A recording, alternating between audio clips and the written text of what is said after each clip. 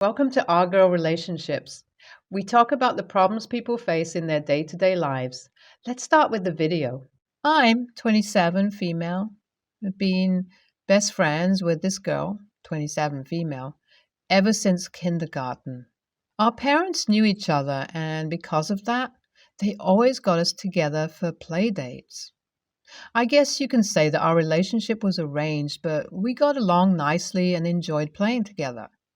We are what you can consider being polar opposites of one another, but in spite of that, we still cared greatly about the other. The problem is, I've always had to cover for her all of our lives because she's always doing sneaky things, and I always have to lie for her. Back in high school, it was pretending she was sleeping over at my house while she was meeting boys. In college, it was pretending she was sick in our dorm while she was out, cheating on her boyfriend. I guess it's kind of my fault for enabling her all of this time because I've gone along with absolutely everything she's done and covered everything up with lies. Call it an obligation for being her best friend, but I felt as if it were my job to do. As long as she wasn't doing anything too crazy that could be considered as harmful, I would always let her use me as an alibi or lie for her by saying that she was one place when she was actually somewhere else. It carried over into our adult years where I would always have to phone her job about her being too sick to call in herself, just so she could have a paid off day to shop at her favorite stores. The guy she dated in college was someone she eventually had kids by, but they didn't work out, and they eventually ended things for good about a year ago.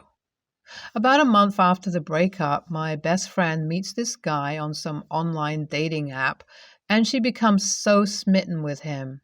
He's some guitarist for a local band, and in my opinion, I feel that they rushed into things way too fast. After 4 months of dating, she was spending almost every other night at his place while pushing her kids onto the kid's dad or onto me, since my nights are mostly free. I respected the decision of keeping her kids from meeting the boyfriend too soon because she was herself still getting to know him. 8 months into the relationship, they suddenly became engaged, and she's talking about how they're about to start house hunting. I had noticed that she had been spending less time with her kids over the months and more time with the boyfriend, but I kept my thoughts to myself. The kid's dad started becoming suspicious about the kids spending more time at his house, and when he found out that she had just gotten engaged, he confronted her about it. She claimed he was just jealous that she had moved on, but he said he didn't care. He was happy with his relationship and would never neglect his kids for someone else. She took his words as jealousy and just left it at that.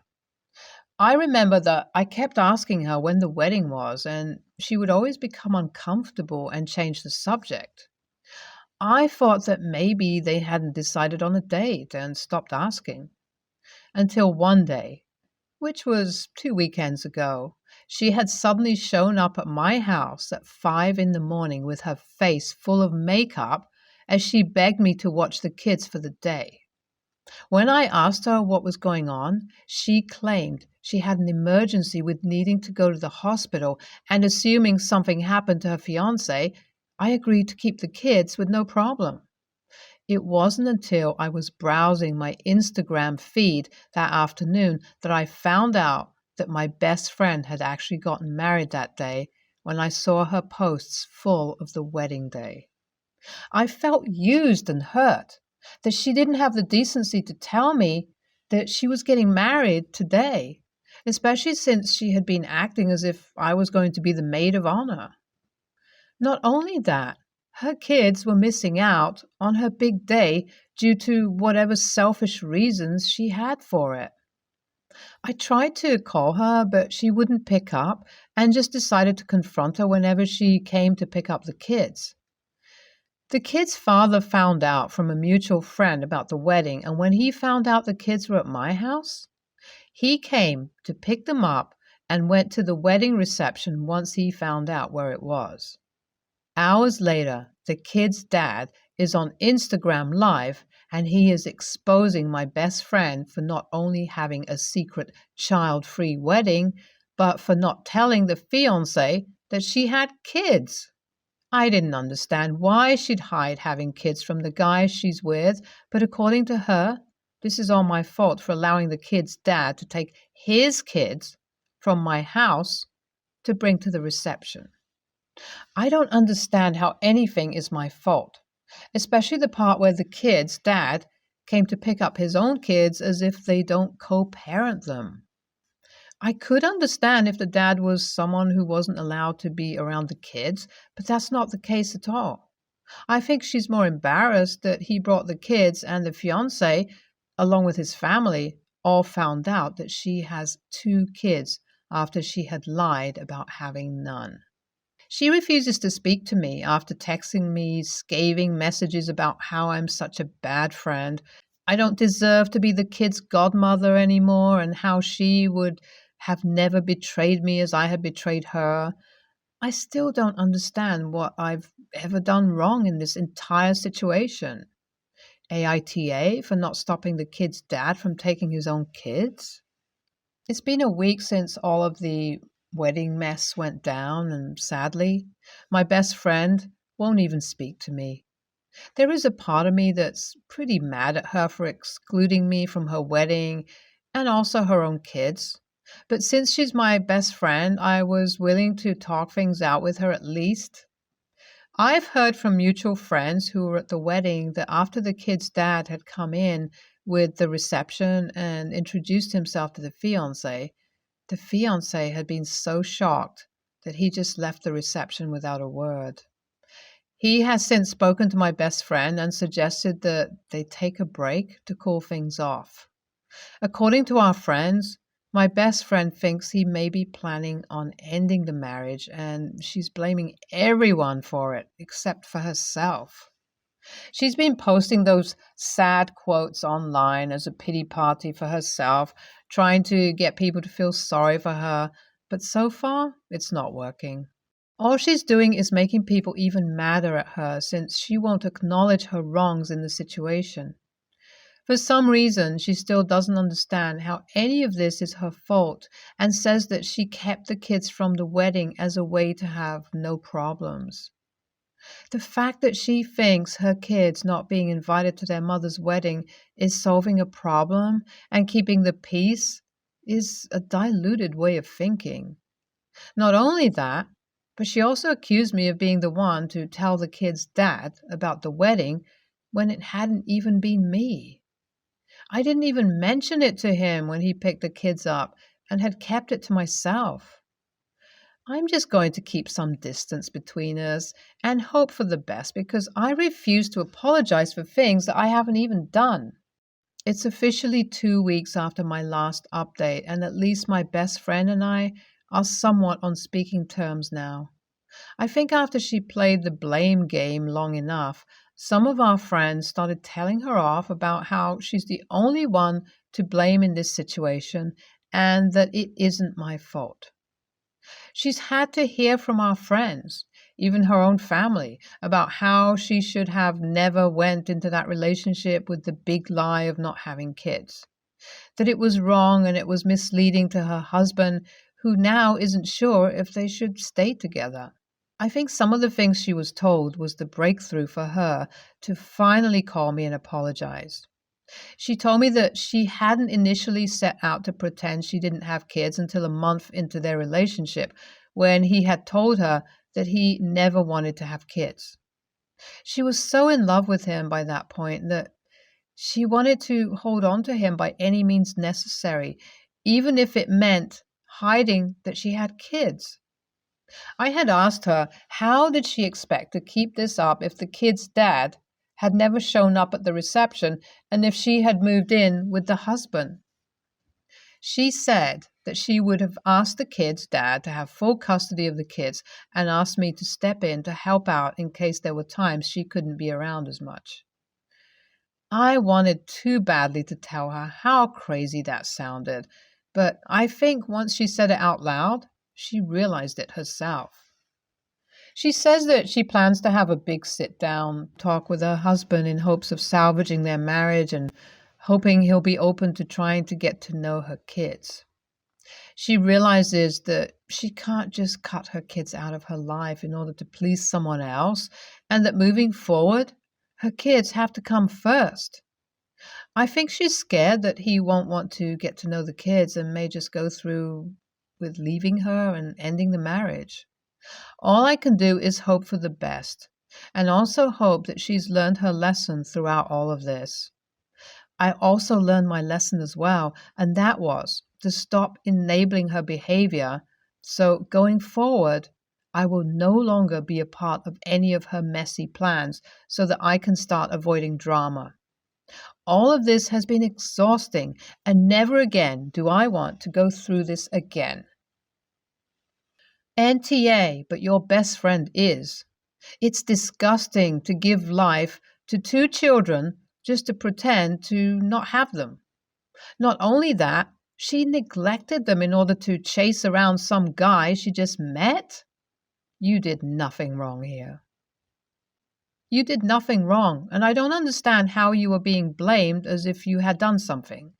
She got caught up in her own lie, and not only that, wasn't her family at the wedding? Did they not know she was hiding her kids, or were they in on it too? I'm 27, male. My husband, 34, male, is a higher up in his company. He has to travel a lot for work, and because of this, we usually end up spending at least half the year outside of our home state. As this will likely be the case for a considerable portion of our future, and after falling in love with our home away from home, we decided to purchase an additional house there. The transition from living out of a hotel to having an actual home brought a lot of joy into our lives, but it also was a cause for complications. Obviously, our parents miss us when we're away, but we don't see them much more when we're at home. We live about an hour away from both his and mine, so it can make just dropping by visits difficult.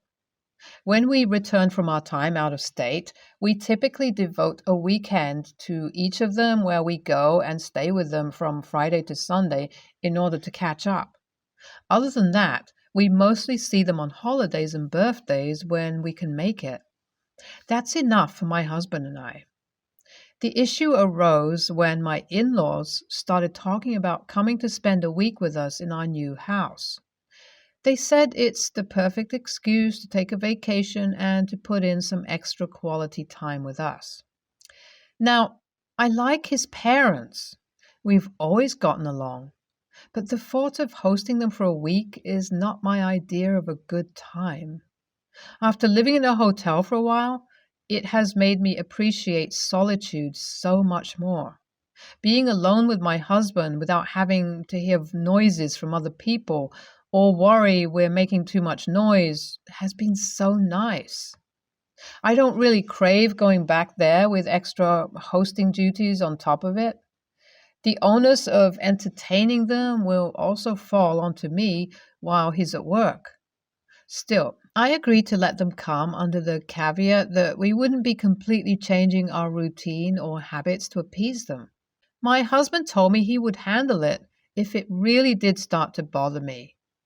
They got here on Friday afternoon, so thankfully my husband has been with me for the majority of the time.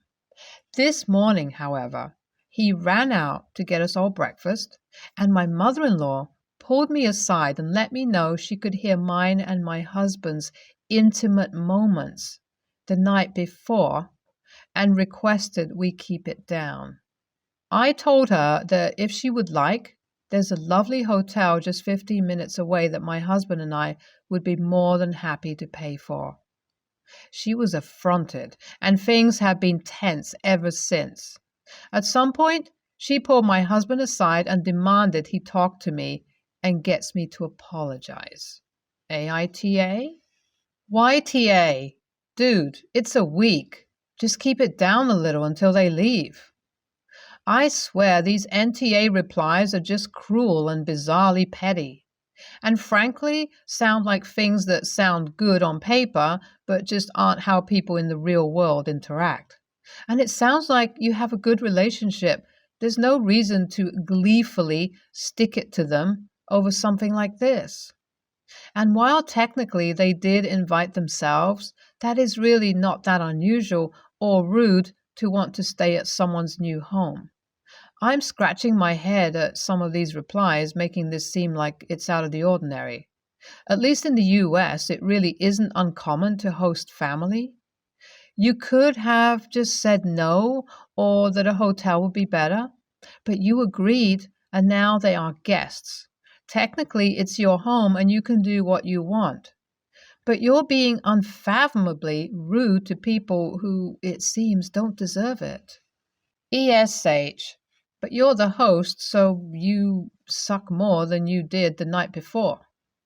No guest wants to hear those noises, and especially not from relatives. Your mother-in-law didn't talk to your son initially because who wants to talk to their adult kids about that? Ugh. But she still sucks for not sucking it up. I mean, ignoring it, not sucking it up. That sounds wrong. Oh dear. Anyway, just stop being a screamer and screw the bed frame tighter before screwing your husband. It's not that hard. Or maybe it is. Ha ha. I cannot stand the man mother-in-law married. He has been nothing but rude to my husband and I.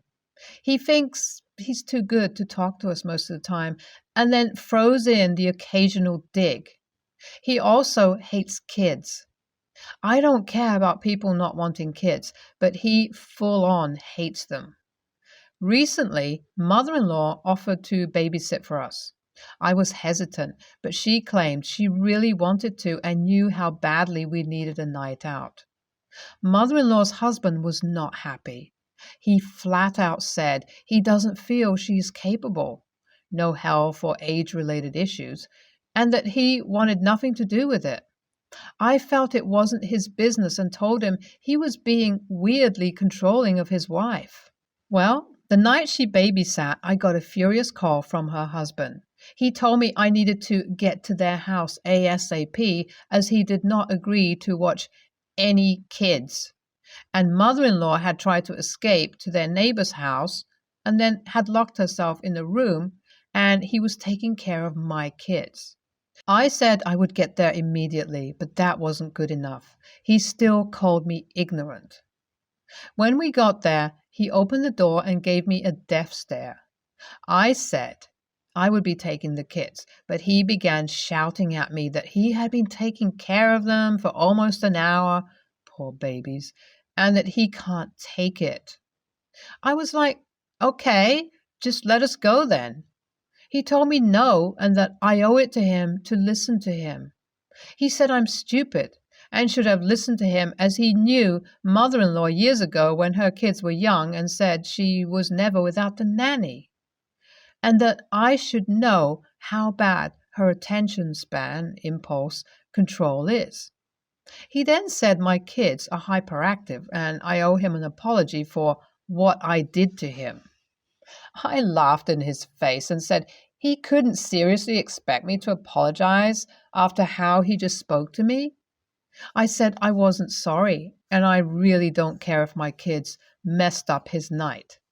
His wife messed up mine.